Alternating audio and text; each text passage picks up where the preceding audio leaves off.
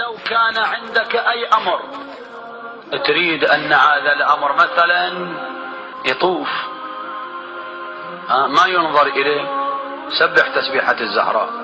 إذا أردت أن تدخل على ظالم سبح تسبيحة الزهراء. إذا أردت أن تدخل على مسؤول كبير ليتسهل أمرك سبح تسبيحة الزهراء. إذا أردت أن يؤمنك الله في فراشك سبح تسبيحة الزهراء. إذا أردت أن تضمن أن تفيق وأنت على قيد الحياة سبح تسبيحة الزهراء. وهو أمان من العديلة.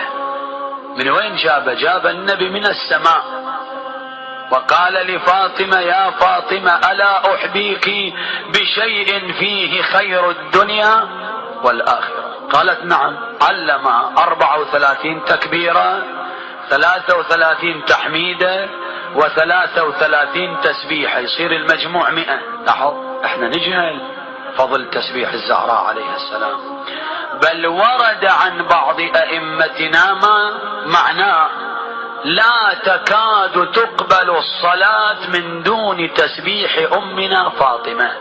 وفوائد كثيرة، وخصوصا قبل النوم تسبيح الزهراء عليها السلام شيء عظيم جدا، يورث الأمان وتكون في حصن الله الحصين حتى تفيق.